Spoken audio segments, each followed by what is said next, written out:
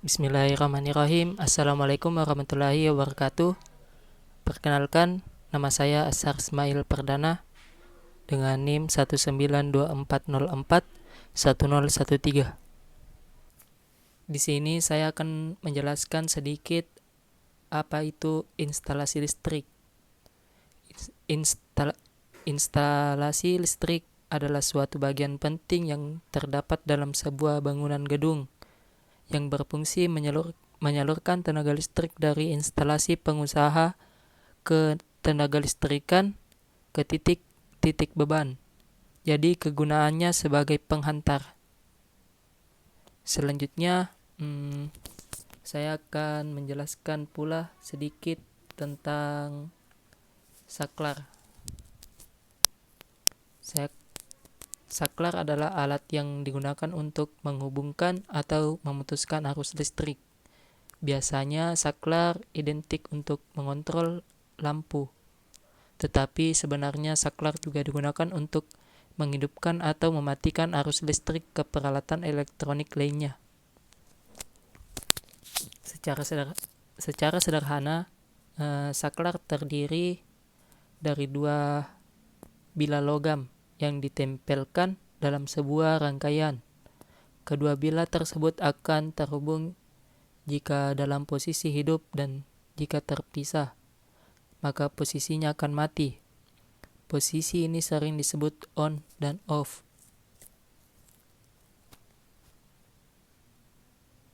Sebagai informasi, saklar terdiri dari beberapa jenis. Untuk membantu Anda untuk menemukan saklar yang tepat, kami akan jelaskan beberapa jenis saklar. Di antaranya yaitu saklar. Yang pertama itu saklar push button. Saklar push button sangat mudah digunakan. Anda dapat menekannya untuk menghubungkan atau melepaskan aliran listrik. Jenis saklar ini paling banyak digunakan oleh masyarakat. Selanjutnya yaitu saklar toggle. Saklar tersebut cara kerjanya adalah dengan menggerakkan tuas. Ukuran saklar ini sangat kecil, sehingga umumnya dipakai pada perangkat elektronik, bukan mesin atau lampu listrik.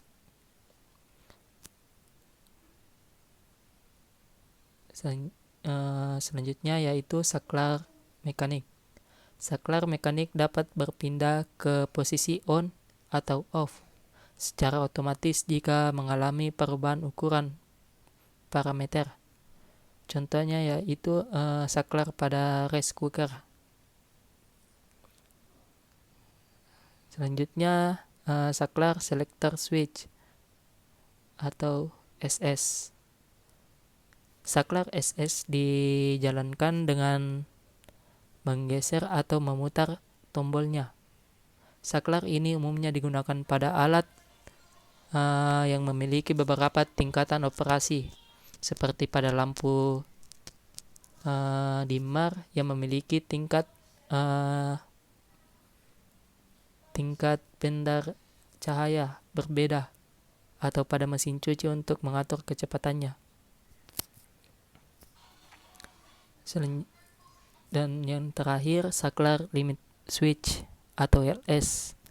Saklar limit switch menggunakan alat yang bernama plunger yang berfungsi untuk memutar dan menekan tuas agar posisi saklar otomatis menjadi on. Baiklah, perkenalkan, nama saya Muhammad Yusril dari kelas PTN 01 dengan NIM 192404010. Baiklah, saya akan melanjutkan materi dari teman saya. Jadi materinya yaitu praktik instalasi listrik, yaitu instalasi penerangan satu fasa.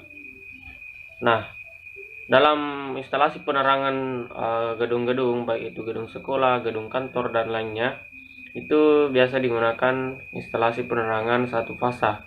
Bisa juga dua fasa atau tiga fasa, tapi kali ini kita akan membahas tentang instalasi penerangan satu fasa. Nah, tentunya dalam pemasangan instalasi itu sendiri dibutuhkan atau ada syarat-syarat yang harus dipenuhi. Nah, syarat-syarat pemasangan instalasi pada rumah atau gedung yang pertama yaitu gambar situasi untuk menyatakan letak bangunan di mana instalasinya akan dipasang serta rencana penyambungannya dengan jaringan PLN. Kemudian yang kedua, adanya gambar instalasi, yaitu rencana penempatan semua peralatan listrik yang akan dipasang dan sarana pelayanannya, misalnya titik lampu, saklar, dan kontak-kontak, panel hubung bagi data teknis yang penting dari setiap peralatan listrik yang akan dipasang. Kemudian yang ketiga adalah rekapitulasi. Rekapitulasi ini bisa berupa yang pertama rekapitulasi materi dan harga, kemudian yang kedua rekapitulasi daya atau skema bangun arusnya, kemudian yang ketiga adalah rekapitulasi tenaga dan biaya. Kemudian ada juga persyaratan lainnya yang harus dipenuhi. Yang pertama adalah sumber tegangan. Jadi sumber tegangan yang digunakan untuk menyuplai instalasi listrik rumah atau gedung yaitu sumber tegangan 3 fase 220 volt per 380 volt. Jumlah beban untuk masing-masing fase dalam sistem 3 fase diharuskan seimbang agar kestabilan distribusi daya dapat terjamin. Kemudian yang kedua, pemasangan penghantar. Penghantar yang digunakan untuk instalasi penerangan adalah penghantar jenis NIA, dan untuk instalasi daya dengan menggunakan penghantar jenis NIM yang memiliki isolasi yang baik. Agar mudah cara pemasangan dan perbaikan pemasangan penghantar tersebut harus masuk ke dalam pipa instalasi. Ukuran penghantar jalur utama termasuk jalur ke stop kontak dan penghantar jalur cabang dari saklar ke lampu yaitu 2,5 mm.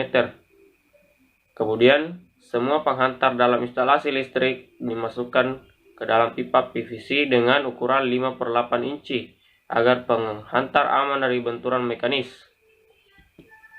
Kemudian yang ketiga yaitu saklar dan kotak kontak.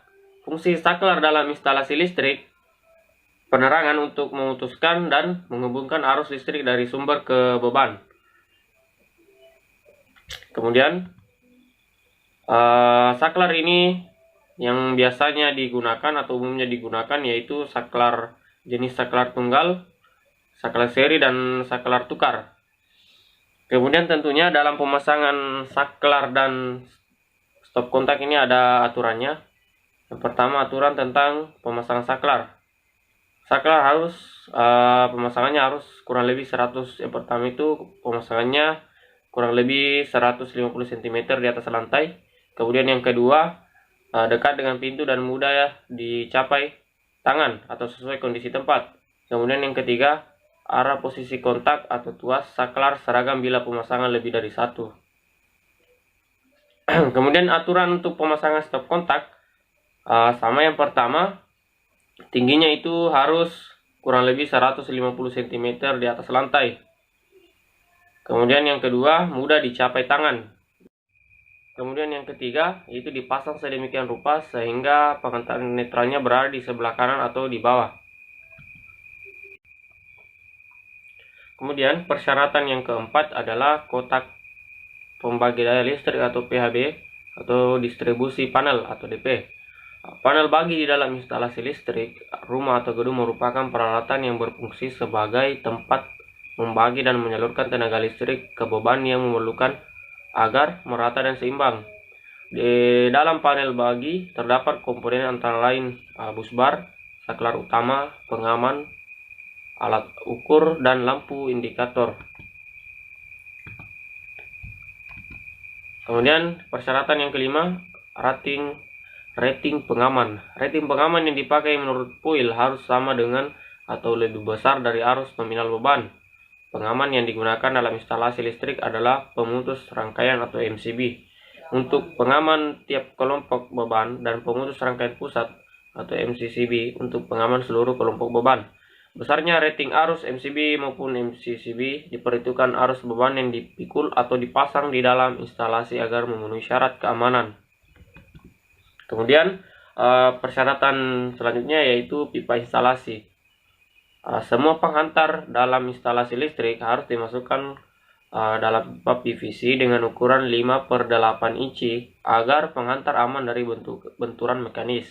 Di samping itu, pipa PVC ini juga berfungsi agar lebih mudah dalam perawatan apabila terjadi kerusakan dalam perbaikan.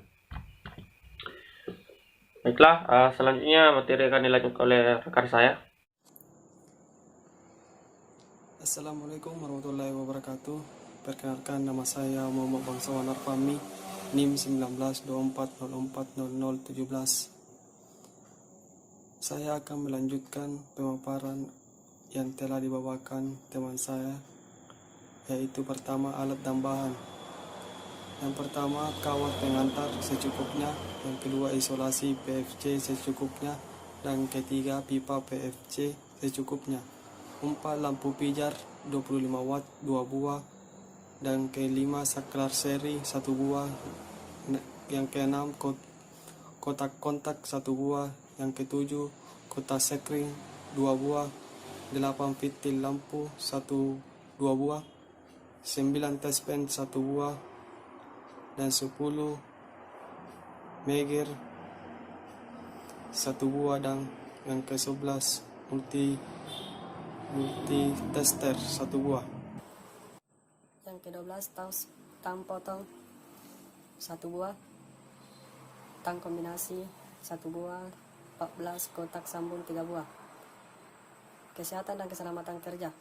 Gunakanlah pakaian praktik. Yang kedua, bacalah dan pahami petunjuk praktikum pada setiap lembar kegiatan belajar. Yang ketiga, janganlah memberikan tegangan pada rangkaian melebihi batas yang ditentukan. Yang keempat, hati-hati dalam melakukan praktik. Langkah kerja: memasang instalasi penerangan satu fasa satu grup dengan pipa PVC. 1. Siapkan alat dan bahan yang akan digunakan untuk percobaan. Yang kedua, periksalah alat dan bahan sebelum digunakan dan pastikan semua alat dan bahan dalam keadaan baik. Yang ketiga, rangkailah skema gambar 1 saklar putar pada kotak sekring dalam keadaan terbuka. 4. Lakukanlah pemasangan pipa PVC, saklar seri, kotak kontak dan lampu sesuai dengan rancangan letak penempatan komponen-komponen tersebut. Yang kelima, setelah selesai, lakukanlah pemasangan pengawatan. Yang keenam, lakukanlah pengisolasian pada setiap sambungan dan periksalah setiap sambungan dengan multimeter. Yang ketujuh, pasanglah pengaman dan lampu pijar 25 watt. Yang kedelapan, hubungkanlah kotak sekring dengan sumber tegangan 1 fasa dan lakukan uji coba rangkaian. Yang kesembilan, lakukan tes tahanan isolasi pengantar dengan meja. Setelah selesai pengukuran dan pengujian, matikanlah sumber tegangan 1 fasa. Dan yang terakhir, yang ke-11, lepaskanlah dan kembalikanlah semua alat dan bahan praktikum ke tempat semula. Kemudian buat kesimpulan dari kegiatan belajar ini. Terima kasih. Inilah materi dari saya. Baik, bismillahirrahmanirrahim. Assalamualaikum warahmatullahi wabarakatuh. Perkenalkan, nama saya Muhammad Imran Akbar. Di sini saya akan memaparkan materi pembelajaran instalasi listrik, yang dimana materi yang akan saya paparkan ada 4, yaitu peraturan instalasi listrik, macam-macam instalasi, macam-macam ruang kerja listrik, dan prinsip dasar instalasi bangunan. Baik, untuk mempersingkat waktu, mungkin saya langsung saja memaparkan materi pertama, yaitu peraturan instalasi listrik. Jadi sebelum melakukan pemasangan instalasi, sebaiknya tenaga-tenaga teknis mengetahui terlebih dahulu apa saja peraturan-peraturan yang ada untuk melakukan pemasangan instalasi. Yang pertama, setiap pemasangan instalasi harus ada rencana instalasi yang disetujui. Kemudian yang kedua, setiap pemasangan instalasi listrik harus dirancang, dipasang, dan dipelihara sedemikian rupa sehingga tidak menimbulkan bahaya kebakaran dan mencegah kebakaran. 3. Peralatan dan perlengkapan listrik yang dipasang harus memenuhi standar dan tanda pengenalnya. Misalnya nama dan logo pembuat atau tegangan dan daya arus pengenal. 4. Instalasi harus dilengkapi proteksi atau pelindung demi keselamatan. Yang kelima, instalasi listrik yang baru dipasang atau mengalami perubahan harus diperiksa, diuji, dan bila perlu dicoba sebelum dioperasikan. Yang keenam, perencana, pemasangan, dan pemeriksa instalasi listrik harus memiliki izin dan harus menggunakan tenaga teknis yang kompeten sesuai bidangnya. Kemudian yang kedua, macam-macam instalasi listrik. Yang pertama, menurut arus listrik yang disalurkan. Menurut arus listrik yang disalurkan ada dua macam, yaitu instalasi arus searah dan instalasi arus bolak-balik. Instalasi arus searah umumnya bekerja pada tegangan 110 volt sampai 440 volt. Di Indonesia penggunaannya adalah industri yang bekerja berdasarkan elektronika. Kemudian arus bolak-balik. Arus bolak-balik umumnya bekerja pada tegangan 125 volt sampai 15.000 volt. Di Indonesia, jaringan dari PT PLN, tegangan yang digunakan adalah 220 volt sampai 20.000 volt. Instalasi arus bolak-balik banyak dipakai untuk rumah tangga, industri maupun bangunan komersil. Kemudian yang kedua, menurut tegangan yang digunakan. Menurut tegangan yang digunakan ada tiga macam, yaitu instalasi tegangan tinggi, instalasi tegangan menengah, instalasi tegangan rendah. Instalasi tegangan tinggi dipergunakan pada saluran transmisi karena mengalirkan daya yang besar. Instalasi tegangan menengah. Instalasi tegangan menengah dipergunakan pada pusat pembangkit listrik arus bolak-balik pada saluran distribusi, instalasi tenaga pada induk. Kemudian instalasi tegangan rendah. Instalasi tegangan rendah dipergunakan pada saluran distribusi, instalasi penerangan rumah tangga, PJU atau penerangan jalan umum, dan komersil. Kemudian yang ketiga, menurut pemakaian tenaga listrik. Menurut pemakaian tenaga listrik ada dua macam, yaitu instalasi penerangan dan instalasi tenaga. Instalasi penerangan atau instalasi cahaya, PT PLN menggunakan arus bolak-balik 127 volt, sistem lama, dan mulai tahun 1980 dengan sistem 220 volt. Instalasi tenaga. Sistem lama PT PLN menggunakan arus bolak-balik 127 volt dan sistem baru dengan tegangan 350 volt. Instalasi tenaga ini biasa dipakai bersama untuk penerangan maupun tenaga. Kemudian yang keempat, instalasi listrik khusus. Instalasi listrik khusus dipergunakan pemakaian alat-alat atau pada induksi-induksi yang memerlukan tenaga listrik untuk keperluan saluran, seperti pada instalasi listrik pada kereta api, instalasi listrik pada pemancar radio, TV, telepon, kemudian yang pada instalasi listrik pada industri pertambangan dan lain-lain. Kemudian yang ketiga, macam-macam ruang kerja listrik. Macam-macam ruang kerja listrik ada dua macam, yaitu ruang kerja listrik pada rumah tangga dan ruang kerja listrik pada industri. Ruang kerja listrik pada rumah tangga biasanya terdiri dari ruang tamu, ruang keluarga, kamar tidur, dapur, kamar mandi, balkon, garasi, dan taman. Sedangkan ruang kerja listrik untuk industri biasa pada umumnya terdiri dari ruang tamu atau lobi, ruang kerja administrasi, toilet, ruang produksi, tempat parkir, dan jalan. Kemudian yang keempat, prinsip dasar instalasi bangunan.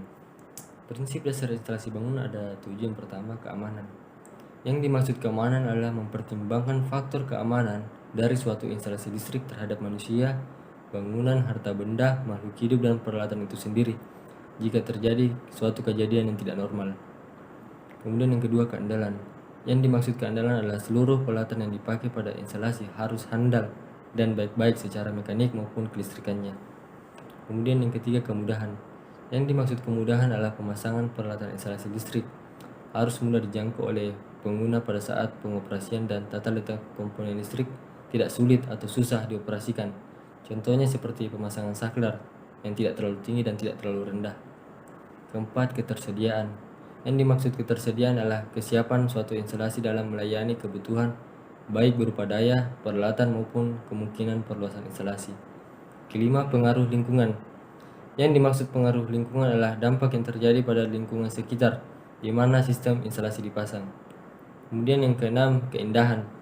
Yang dimaksud keindahan adalah pemasangan komponen listrik atau peralatan listrik harus diatur dan ditata sedemikian rupa sehingga terlihat rapi, indah, dan tidak menyalahi peraturan yang berlaku. Kemudian yang ketujuh, ekonomis. Ekonomis yang dimaksud adalah biaya yang dikeluarkan dalam pemasangan instalasi listrik dapat sehemat mungkin tapi bermutu dan berkualitas yang baik dengan perhitungan yang teliti dan pertimbangan-pertimbangan tertentu tanpa mengesampingkan faktor keandalan, ketersediaan, keandalan, kemudahan, pengaruh lingkungan, dan keindahan. Baik, mungkin itu saja yang bisa saya paparkan. Wabillahi taufiq wal hidayah. Wassalamualaikum warahmatullahi wabarakatuh. Baiklah, perkenalkan, nama saya Fausilami Amir. Saya akan melanjutkan materi yang telah dipaparkan teman saya. Baiklah, pada kali ini saya akan menjelaskan beberapa tentang keselamatan dan kesehatan kerja itu sendiri. Yang pertama, adapun sebab-sebab terjadinya kecelakaan kerja. Yang pertama, hazard atau sumber bahaya, suatu keadaan yang memungkinkan dapat menimbulkan kecelakaan, penyakit, kerusakan, atau penghambat kemampuan pekerja yang ada. Yang kedua, danger atau tingkat bahaya, peluang bahaya sudah tampak atau kondisi bahwa sudah ada tetapi dapat dicegah dengan berbagai tindakan protektif. Risiko prediksi tingkat keparahan bila terjadi bahaya dalam siklus tertentu. Yang ketiga, insiden, munculnya kejadian yang bahaya atau kejadian yang tidak diinginkan yang dapat atau telah mengadakan kontak dengan sumber energi yang melebihi ambang batas badan ataupun struktur. Yang keempat, aksiden, kejadian bahaya yang disertai adanya korban dan atau kerugian manusia ataupun benda. Adapun langkah-langkah penanggulangan kecelakaan kerja menurut ILO, International Labour Organization. Yang pertama, peraturan perundang-undangan, ketentuan dan syarat ketiga mengikuti perkembangan ilmu pengetahuan teknik dan teknologi. Yang kedua, penerapan ketentuan dan syarat ketiga sejak tahap rekayasa, penyelenggaraan pengawasan dan pemantauan pelaksanaan ketiga. Yang kedua, standarisasi. Standar ketiga maju akan menentukan tingkat kemajuan pelaksana ketiga. Yang ketiga, inspeksi atau pemeriksaan. Suatu kegiatan pembuktian sejauh mana kondisi tempat kerja masih memenuhi ketentuan dan persyaratan ketiga. Yang selanjutnya, riset teknis, medis, psikologis, dan statistik. Riset atau penelitian untuk menunjang tingkat kemajuan tingkat bidang ketiga sesuai perkembangan ilmu pengetahuan teknik dan teknologi. Yang selanjutnya, pendidikan dan latihan, peningkatan kesadaran kualitas pengetahuan dan keterampilan ketiga bagi tenaga kerja. Yang selanjutnya, persuasi adalah cara penyuluhan dan pendekatan di bidang ketiga bukan melalui penerapan dan pemaksaan atau sanksi-sanksi. Yang selanjutnya, asuransi, insentif finansial untuk meningkatkan pencegahan kecelakaan dengan pembayaran premi yang lebih rendah terhadap perusahaan yang memenuhi syarat ketiga. Yang terakhir, penerapan ketiga di tempat kerja, langkah-langkah pengaplikasian di tempat kerja dalam upaya memenuhi syarat-syarat ketiga di tempat kerja.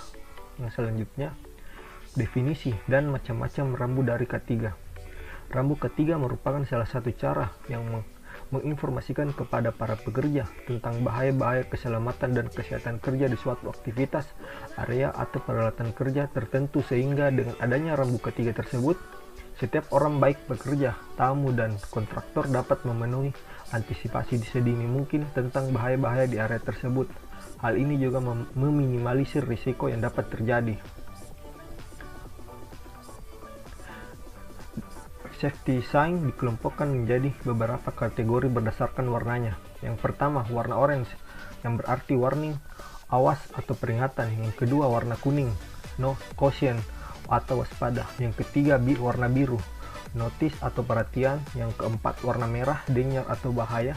Yang kelima, warna hijau, emergency atau safety.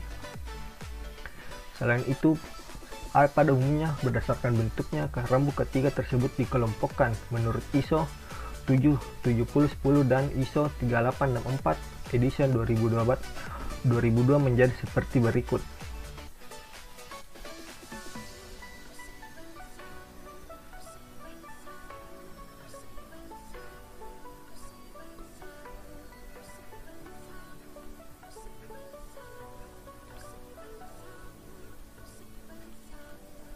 Yang selanjutnya,